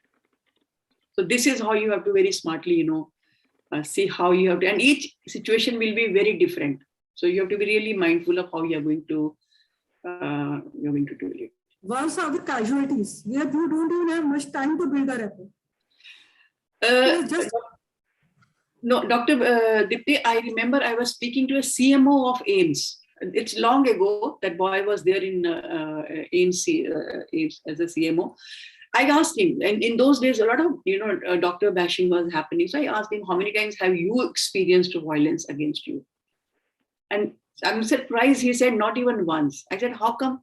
He said, every time we have a patient in a condition where we know the prognosis is poor, one team is working on the patient, I would invariably go and start talking to the family and, explaining them or understanding their concern and kind of preparing them about the patient's condition. You all look after the patient very well, but when it comes to communicating the family, we are rude or we are authoritative or we are literally shouting at them and we are asking them to go out of the, emergency care and wait outside till we call you back. So what they feel, the behavior you're giving me is the behavior you're giving to my patient. They're not able to see that, no, it's not true. It's seen as same. So both the communications are important. Managing the patient and communicating with the family. If you'll put that on priority, you can actually avoid a lot of aggressive situations in your workplace. In our hospital, I just want to share one very quick, I'll share. We had one incident where one patient died and the patient was shifted to mortuary. And then before they take over we could hand over the body to the relatives. Another patient died in the ICU and that patient also was shifted to the mortuary. So there were two patients in the mortuary, two cabinets were there. When these people came to, the first patient who came to take over the body, the relatives, the son and the other relatives came. That is the time when, while taking out from the cabinet, we did not ask them to identify the body. The wrong body was taken. In ambulance also, we wanted to show them and then somehow it was put up and then they sat together and then it was just taken. At home, they took the body, all the relatives were there. You know, in the house, they were prepared everything and the body was taken out and then the face was opened up. And our ambulance was down in the building itself. And they were about to leave. And then from the top, the son came down. Hey, he's not my father. What is this? Who is this fellow? The wrong body has come and the whole ruckus started. And then immediately they called, the people had not yet left the premises, the ambulance driver and all. So they came along and then they came immediately first to the management administration. It took 3 to 4 meetings.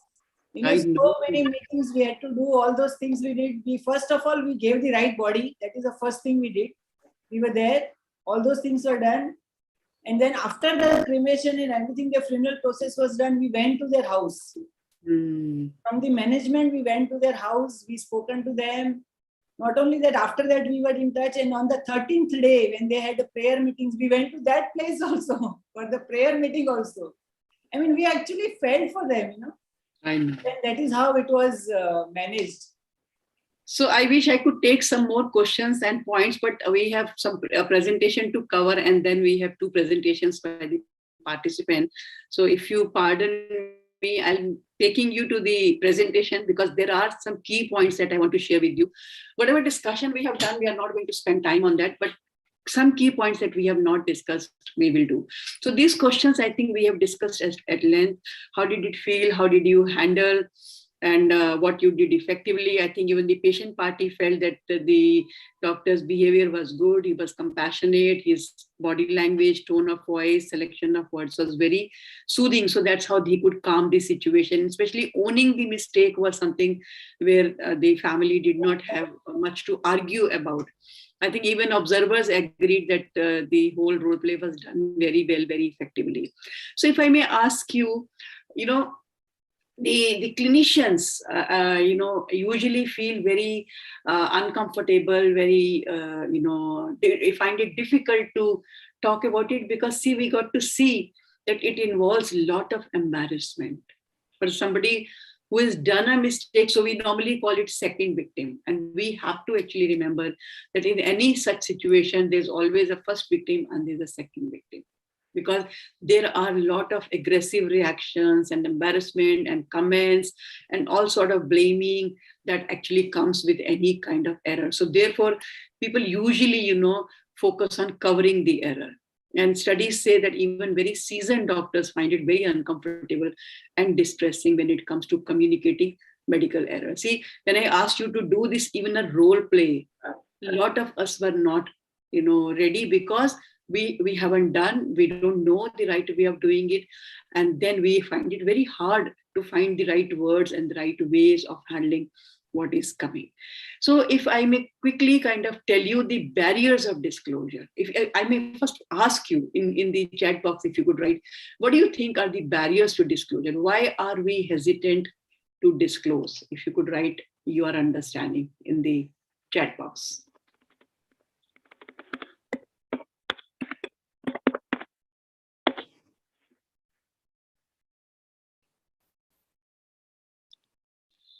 Okay, loss of reputation, very, very understandable. Yes, the outcome of disclosure is unknown. Yes, the legal action, absolutely. Relatives will raise a ruckus. Yes, they will create ruckus. Litigation, of course, we all fear. Mob fury, yes, absolutely. We fear that there can be a violence, mob attack, physical damage to the hospital, to the doctors. Absolutely. So that means we all fear this, and as a result, we kind of think that it's better neither not to disclose or disclose to the minimum. And that's one of the reasons why we are not comfortable. Yes, I think another important point, Dr. Brinda, you have brought in, that is lack of support system. I think that I completely agree with you. If we had proper support system and the way to, train our people, how do you go about doing it, and who all are there on my side to manage, I think we can all manage even this difficult communication in a good manner. Yeah. Then hospitals may not allow to communicate. Yes, a lot of time the hospital policy is to cover up. So they will not let you come out with truth. Even that's possible. Absolutely. So some of the barriers that we see from the clinician's point of view, some people think that the benefit and belief, they believe that the disclosure is unnecessary. So there's not much benefit, so there's no need for disclosure. They also think that it will cause unnecessary distress to the patient and family, though why there's a need to talk about it. Then, especially where the patient has not been harmed, we think patient is not unlikely to find out. So why the hell should I tell about this? There's also, of course, a fear of retribution from patient and colleagues and management, fear of legal action and financial judgment, fear of having to handle the patient's emotions, family's emotions. Also believe that disclosure is primarily a factual conversation. So as a result, we would talk in a very matter-of-fact manner. And we don't think that it's a complex interpersonal conversation where we really need to use the right tone of language, right words, and right body language. And a lot of us do it in a very, very, blunt manner. And that itself kind of irks the patient and the family, and they get upset about it. Of course, they believe that the outcome is not related to action, especially on the part of the person who is disclosing. So they'll say, it's not my responsibility. I'm just sharing with you, but I'm not the one who did it. And very important, lack of training in error disclosure. We all know that, there is no proper training in going about, disclosing the error. So this is, from one of these studies I found very useful to share with all of you. Now talking about the benefits of disclosure, evidence, suggests that very few cases actually will take you to the court.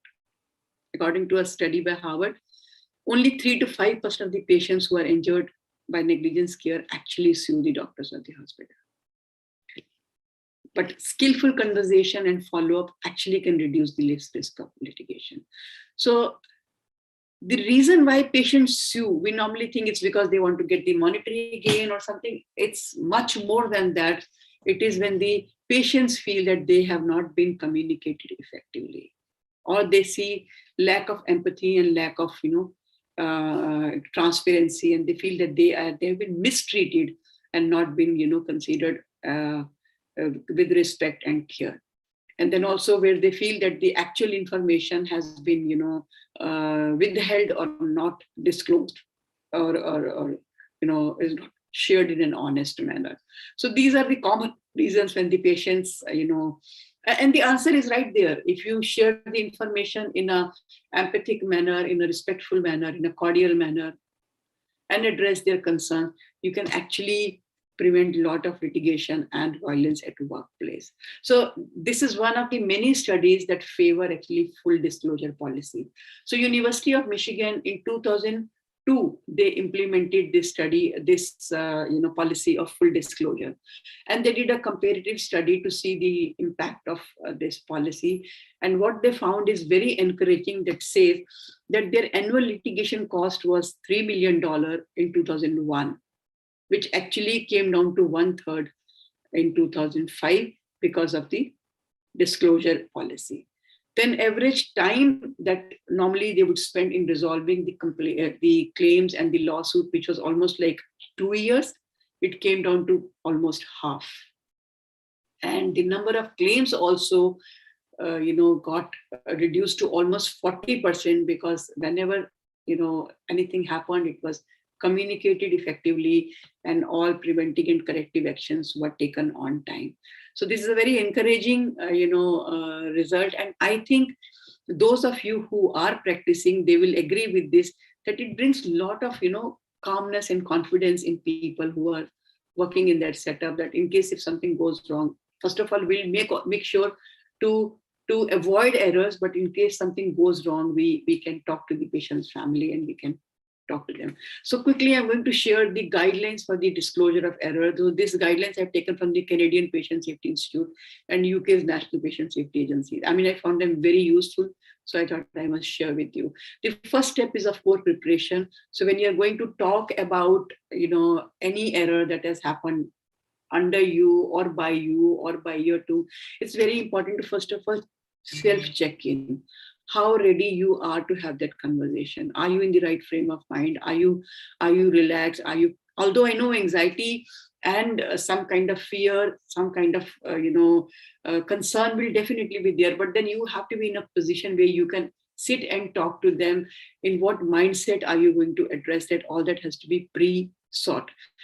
Then, of course, taking assistance from the trusted colleagues to whom you believe, to whom you think, who are experienced or who have met similar cases and who know how to deal with such situation.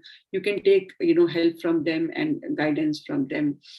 Whatever available, medical records and facts are there, review them, because you may be asked what are the possible complications, what can go wrong, or what needs to be done, and how are you going to manage it. So, for example, in this case where Dr. Virender was, playing the role of the consultant, for a moment he said that his head injury is concussion and it's not going to, have any serious kind of implication and the patient is going to be fine. But then very quickly he corrected himself, where he thought that, no, I'm going beyond my specialized field. So we have to be very careful when we are talking. If it is not your field, don't make any promises. Don't make any assurances of the kind which can go against you. So review all available medical facts and records of the patient. So there is going to be a lot of emotions from the patient side, patient's family side, and from your side also. So prepare yourself to deal with them calmly, firmly, and confidently. So when you're doing it, when you're talking to the family, it's very important to first of all agree and state that there has been an error. I think that's the first thing that we need to start with, rather than actually beating around the bush, and then the patient family will keep asking, कुछ गलत हुआ है ना, मुझे लग रहा है, मुझे लग रहा था, मुझे आपकी टीम को देख के लग रहा था, कोई अंदर जा रहा था, कोई बाहर जा रहा था, 10 बारी सबसे पूछा, कोई बता ही नहीं रहा था. So they would be unhappy that nobody is telling them the truth. So somewhere we have to start with by stating that there has been an error. Describe the course of events. I think Dr. Virender tried in a very good manner by saying that this is what happened. So there were 2 patients with the same name or something of that sort that you think would kind of help them understand what exactly happened. When you are explaining even about any surgical, error or that has gone wrong, please use simple and non-technical language, something that they can easily understand and are not confused about. When you're talking, frequently pause to allow them to, first of all, listen to you and assimilate. In case if they have a question to ask, they will feel like asking you a question. If you will pause, they will get a chance to speak and have a dialogue with you, rather than giving it in a monotonous manner. Also, if they're listening, they would like to ask something, allow them to ask the question. Even, after you explained anything, if you ask, do you have any questions? Is there anything that you want me to explain further or more? That's a good way to making them speak. So state the nature of mistake that has happened, what are the consequences and what corrective action you have taken, so that now they have an idea, like Dr. Virender said, that we have, closed the wound, we have stitched, and then we have dressed the wound, and it should heal within, say, a week's time, because there was no injury, there was no, we didn't go further. We immediately realized our mistake and we closed the wound. So what you have said, you have actually talked about the nature of mistake, you have talked about the consequences. And when they even asked, like, what harm the patient may have or what difficulty the patient may have, like he said, I don't think he should have any difficulty in walking, because it was a normal, it was a clean kind of a incision given and then sutured.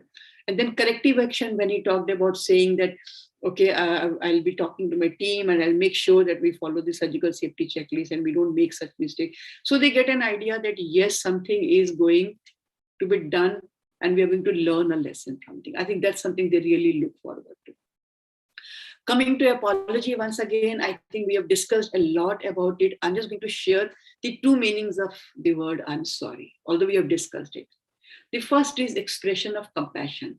So when you say, I'm sorry that this happened to you, I'm sorry for the inconvenience you had to face, I'm sorry for you had to wait so long, I'm sorry this happened to you. So that is an expression of compassion and not an apology per se. On the other side, if you have done something and if you say, I'm sorry, it's my mistake, then it's an expression of responsibility.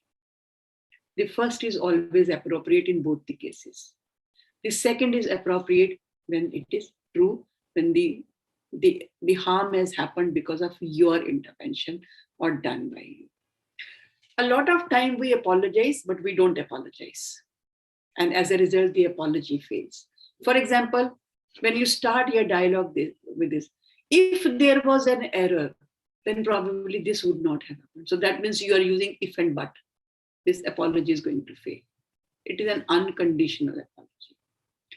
There was a mistake, but you see this can happen in a heavy OPD or in heavy emergency. Again, you are using but. Apology is going to fail. The mistake certainly did not change the outcome. That patient had to die otherwise also because she was in stage 4, of cancer. I'm sorry, this is not an apology. It's rather rubbing salt on the wound. Sometimes these things happen and you have to understand we are also human beings like you. So when you make such statements, these mistakes, these apologies absolutely fail. Take responsibility, use I statement, don't blame others.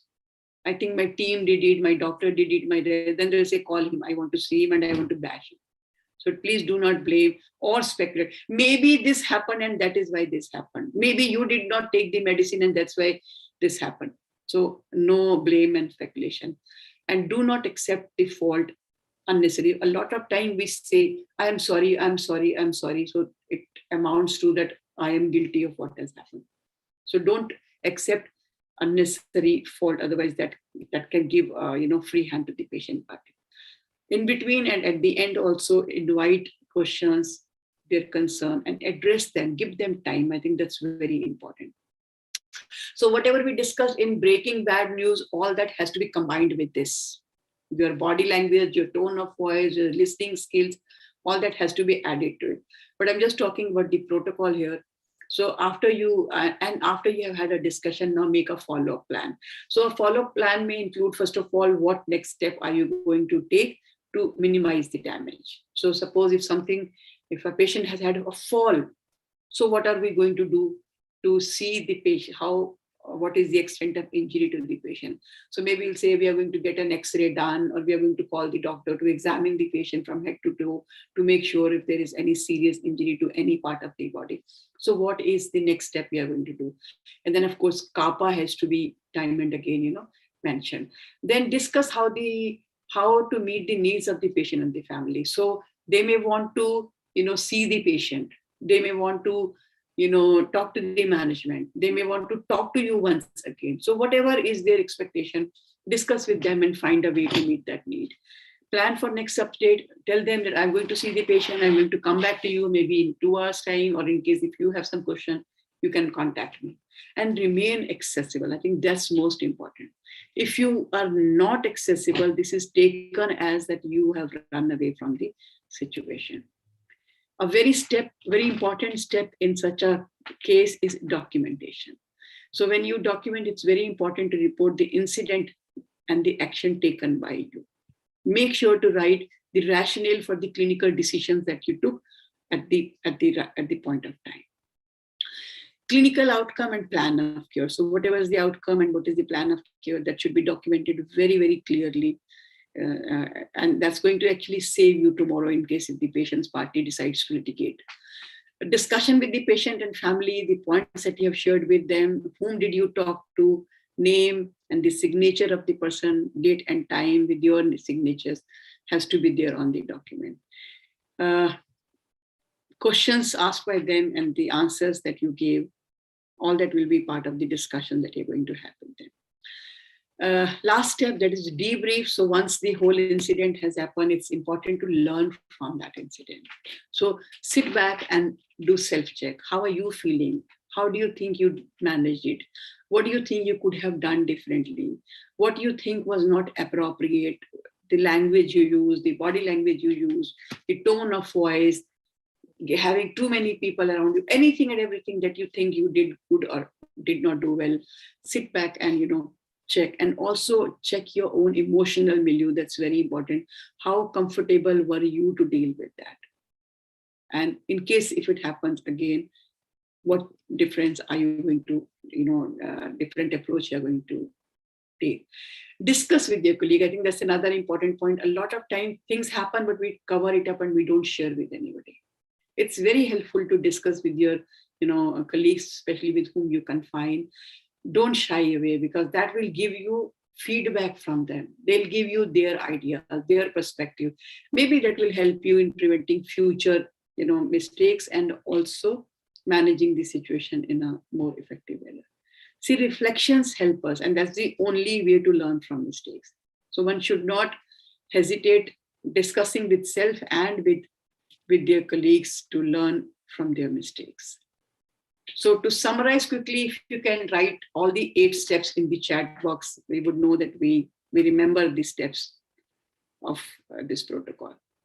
Each one of you can write one, that will be good enough.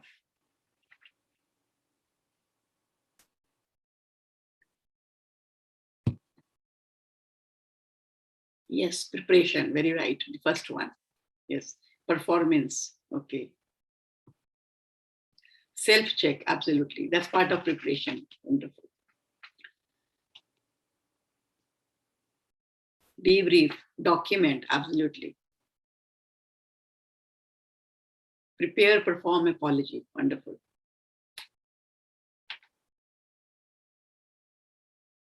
Documentation with CAPA, absolutely.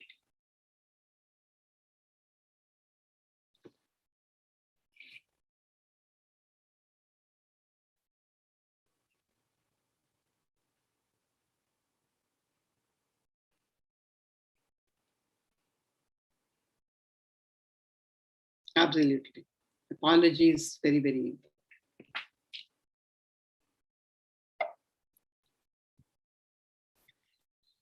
So at the institutional level, what we need to do, like Dr. Birendra was talking about, the support system, I think it's very important to create support system to deal with situations like this. Normally what we do is firefighting or crisis management, which may help temporarily, but that's not a long-term solution. So we need to have a policy where we know how are we going to deal with such situation. It's very important to integrate disclosure, patient safety, and risk management activities at the institutional level. Establish disclosure support system, not only policies, but disclosure support system. Who will respond first? How will we respond? Who will talk to the patient party? Where will the patient party will be, talked to or addressed?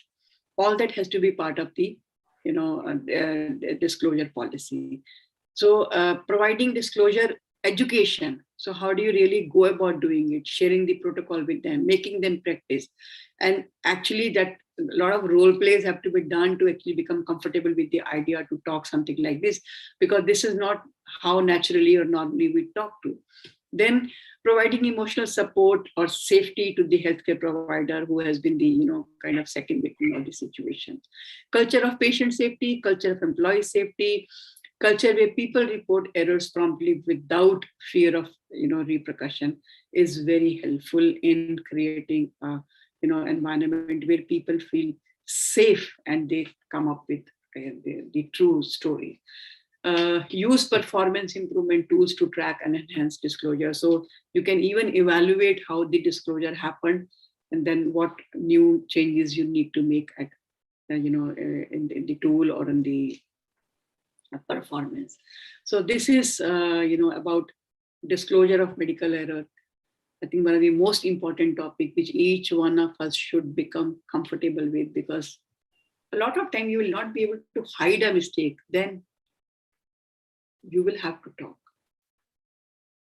You will have to talk. So it's very important to be ready with this communication.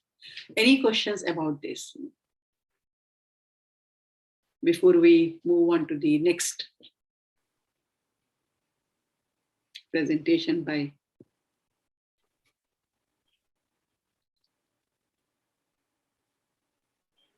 So if no more questions, I'll quickly share the feedback form for this before we move on to presentation.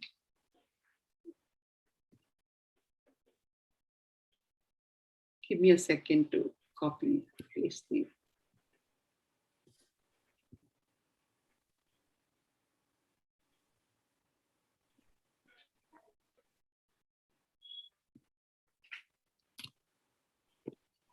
I've shared the link to the feedback form.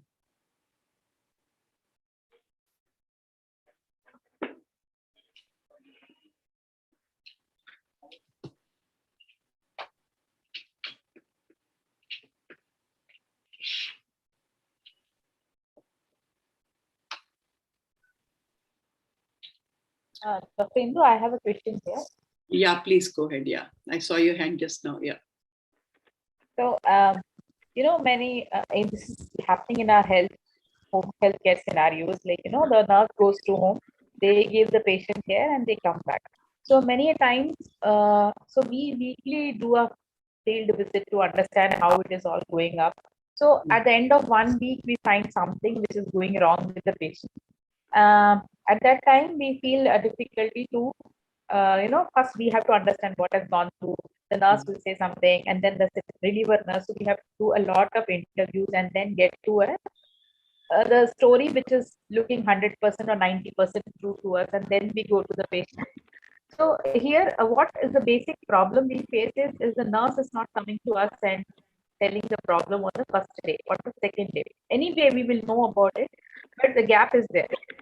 So even though we are telling them that we are there to support you, we will do this, we will do that, but never the confidence of our nurses comes, and they don't tell us, or they try to hide it. And it happens more in our 24-hour shift duties, where the single nurse stay with the patient and do the duties. So there is nobody to see her and do that. So how can we cultivate a trust between her and ourselves, so that they very openly come and tell us this is what is happening, what to do?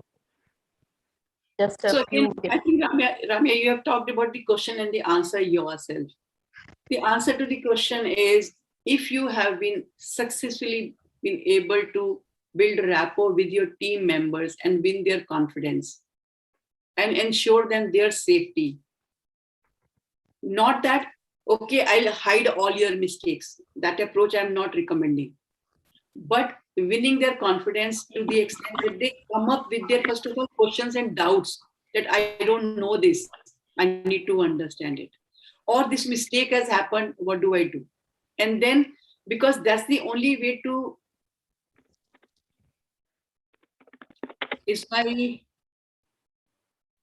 Ma'am, we can't hear you. Oh, yes, I'm not visible to anyone. Am I visible? Yeah. I don't know what has happened to this.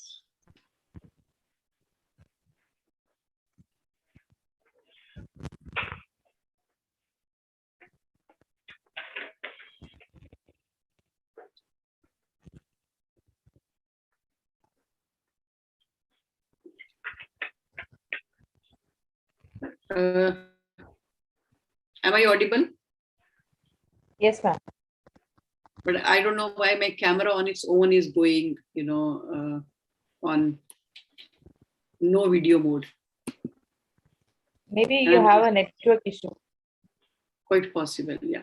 It's okay. I think I'll wait for a while, but then I'll keep continuing with the session. So the whole thing is, if you're able to see, if you're able to showcase even once, if a staff has done a mistake and you don't take any, action to punish the staff, but you take an action to minimize the damage to the patient, and also empower your team member or your staff with the required skills to do the same thing, whatever the error has happened. And you do training and retraining, and then check for these skills. That will give them a confidence that the focus is not on punishing me, but the focus is on skill building. Am I audible to all of you? Yes, ma'am. Somehow everybody's video has, as I'm not able to see anybody moving. What has gone wrong? I don't know. Should I log out and log in? But then I think we lose the. Give me 1 second. I'm not able to have my video on.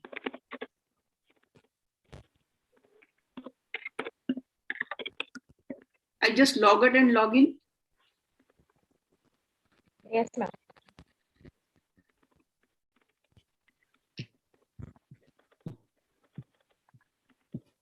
My cursor also has stopped moving. What has gone wrong?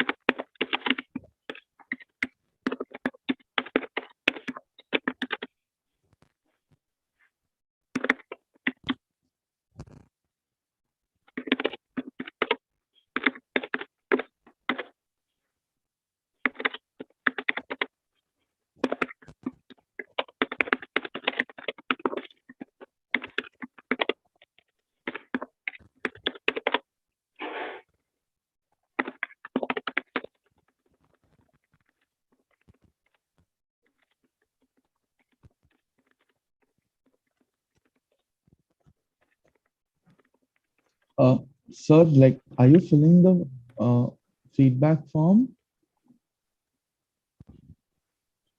Virendra, sir? Yes.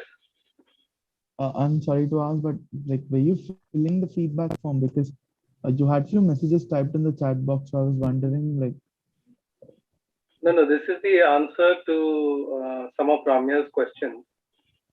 Oh, okay. I've already Okay. filled the feedback. No, no, I didn't know the context for this question, so I didn't understand. So I thought I'll just ask you. No, I think Dr. Ramya had asked some question about nurses from home care not coming forward with incidences and gaps. So in hospitals we are able to connect with them and observe them live. Whereas if we bring in some ideas where they try to bring forth themselves, whatever the gaps were or say some incidences were, and convert it into a study, they own the study, they bring in some process improvements, change in pathways. Actually, what happens when errors happen or say deviations happen, and when we work on deviations, only then an innovative process comes forward for the same old solution. For the same old problem, a new process comes forward. It's like a child dissembling a toy and trying to assemble it all the time. So he will do it in new ways. So nobody watches, and when somebody watches, so here the case is that nobody is watching them in the patient's house. So Ramya definitely has the challenge of trying to understand what went there, what went wrong, or what happened. But if we say let us have a project around it and let us improve healthcare services, home health services, or say let us bring in some business ideas, how our businesses will improve or say quality will improve based on the gaps that we either face or we ourselves are a part of some gaps that happen. So when we study all of that, it becomes interesting. When it becomes interesting, it is rewarding. So basically that was my point. Sorry, I had to log in from my phone because I don't know, something has gone wrong with the laptop. So at least I can be now part of your group. So okay, the presentation part, is it being live streamed? Yes. Okay. So I think Dr. Birender was answering Dr. Ramya's concern, and Yes. yeah, thank you so much, Dr. Birender. Any other question, if anybody has? Ma'am, I posted a question in the chat box since you were not there, so I addressed it to Dr. Birender. Okay, all right. Has your question been answered? No, you appeared at the right time, madam. So it's okay. What was the question? If you could read, and we could all. I couldn't read it also. Monica, Okay. you want to read your question? Yeah, please read it. Yeah, because I'm not able to see everything in the chat. Yeah. Yeah, ma'am. So my question is like, every time, like if the errors happen and we take responsibility, be it anyone else's fault, so will it not hamper our credibility as a doctor? Because especially in our profession, like I'm a dentist, so there are occasions when the patient is not satisfied and we have to give certain explanations, and we cannot put it on our staff, and sometimes we have to put it on our staff. So will it not hamper our credibility, like maybe we lose on patients? Even before, yeah, thank you. I definitely will get something more from you. I just want to try this question. So, Monica, you mean are you using the word credibility for reputation? Yes, sir. Okay. So these two things are slightly different. Credibility has got a lot to do with the dependability. It has to do with your competency. It has to do with your skill and the confidence that we can show. So until unless a patient, so whenever a patient walks in, or a person walks in your clinic, only by interacting with you they will understand that. So it's not directly related with the gap. I think you mean the reputation as a doctor, if we keep owning on behalf of other people. Is that what you mean?